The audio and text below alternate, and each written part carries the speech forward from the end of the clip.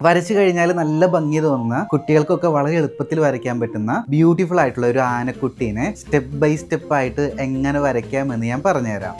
ഈ ഒരു ആനക്കുട്ടിയുടെ ചിത്രമാണ് നമ്മൾ സ്റ്റെപ്പ് ബൈ സ്റ്റെപ്പായിട്ട് വരയ്ക്കാൻ പോകുന്നത്. അപ്പോൾ ആദ്യത്തെ ബേസിക് ഷേപ്പ് നോക്കിയാൽ ഒരു ഓവൽ ഷേപ്പാണെന്ന് മനസ്സിലാക്കാൻ പറ്റും. ആ ഒരു ഓവൽ ഷേപ്പ് നമ്മൾ പേപ്പറിലേക്ക് ആദ്യം വരയ്ക്കുകയാണ്. പിൻട്രസ്റ്റ് എന്ന് പറയുന്ന വെബ്സൈറ്റിൽ നിന്നാണ് ഈ റെഫറൻസ് ഇമേജ് എനിക്ക് കിട്ടിയിരിക്കുന്നത്. കുറച്ച് കാർട്ടൂണിഷ് ആയിട്ടുള്ള വളരെ ക്യൂട്ടായിട്ടുള്ള ഒരു എലിഫൻ്റാണ്. അപ്പോൾ ആദ്യം വളരെ നീറ്റായിട്ട് ആ ഒരു ഹെഡിൻ്റെ ഒരു ഷേപ്പ് വരച്ചെടുക്കാം. പിന്നെ ബോഡി നോക്കുമ്പോഴാണെങ്കിലും ബോഡിക്കും അതേപോലത്തെ ഒരു ഓവൽ ഷേപ്പാണ്. പക്ഷേ അത് വരയ്ക്കുന്ന സമയത്ത് ഷേപ്പ് മാത്രം നോക്കാതെ ആ ഓവൽ ഏത് ഡയറക്ഷനിലേക്കാണ് ചെരിഞ്ഞിരിക്കുന്നത് അതും കൂടി ഒന്ന് നമ്മൾ ഒബ്സർവ് ചെയ്യുക. അപ്പോൾ ഹെഡ് ഇങ്ങനെയാണ്, ഓവൽ ഈ ഒരു ഷേപ്പിലാണ്, ഈ ഒരു ഡയറക്ഷനിലാണ് ഇരിക്കുന്നത്.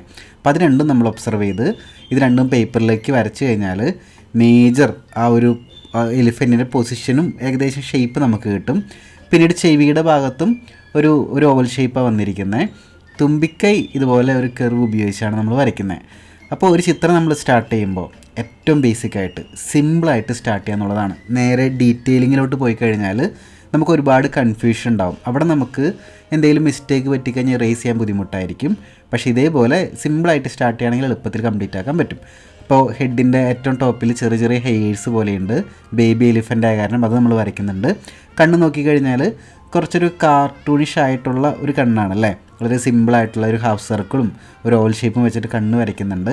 പിന്നെ കഴുത്തിൻ്റെ ഭാഗത്ത് ആ ഒരു ലൈന് റേസ് ചെയ്ത് കളഞ്ഞ് വായയുടെ ആ ഒരു ഷേപ്പ് നമ്മൾ വരയ്ക്കുന്നുണ്ട്. വായയുടെ അകത്തൊരു നാക്കിൻ്റെ ഒരു ഷേപ്പ് ഉണ്ട്. ഉൾഭാഗത്ത് ഡാർക്ക് കളർ ആക്കി കൊടുക്കുന്നുണ്ട് പെൻസിൽ ഉപയോഗിച്ചിട്ട് തന്നെ. ചെവി ഷേപ്പ് കുറച്ചും കൂടി ബെറ്ററാക്കി ആ ഒരു ഇടയ്ക്കുള്ള വെട്ടൊക്കെ ഇട്ട് നമ്മളിങ്ങനെ കൊടുക്കുന്നുണ്ട്. ഇത് കഴിഞ്ഞാൽ കഴുത്തിൻ്റെ അവിടെ നിന്ന് താഴേക്ക് ഒരു കർവ് കണ്ടോ, അതേ കർവ് നമ്മൾ വരയ്ക്കുന്നു. ഈ എലിഫൻറ്റിൻ്റെ ലെഗ് വരയ്ക്കുക എന്നുള്ളതാണ് ചെറിയൊരു ടാസ്ക് ഉള്ളത്. അപ്പോൾ അത് വരയ്ക്കുന്ന സമയത്ത് കുറച്ചൊന്ന് സ്ലോ ഡൗൺ ചെയ്ത് ഓരോ ലെഗും 1 by 1 ആയിട്ട് ഒബ്സർവ് ചെയ്യുക. ജസ്റ്റ് ഒരു സ്ട്രെയിറ്റ് ലൈൻ അല്ല അത്, കണ്ടോ, ഇങ്ങനെ ഒരു കർവി ആയിട്ടുള്ള പാദത്തിൻ്റെ അടുത്തോട്ട് വരുന്ന സമയത്ത് കുറച്ചൊന്ന് ഇത്തിരി വീതി കൂടിയൊരു ഷേപ്പൊക്കെ വരുന്നത്. അത് വരച്ച് കഴിഞ്ഞാൽ ബാക്കിലെ ലെഗും കൂടി വരച്ചേക്കുക. നമ്മൾ ഇത്തരത്തിൽ റെഫറൻസ് ഇമേജ് നോക്കി സിമ്പിൾ ചിത്രങ്ങൾ വരച്ച് പ്രാക്ടീസ് ചെയ്യുന്നത് ചിത്രകലയിൽ നിങ്ങളുടെ കോൺഫിഡൻസ് ഇമ്പ്രൂവ് ചെയ്യാൻ വളരെ നല്ലതാണ്. അപ്പോൾ നിങ്ങൾ തീർച്ചയായിട്ടും ഈ ഒരു ഡ്രോയിങ് പ്രാക്ടീസ് ചെയ്ത് നോക്കുക.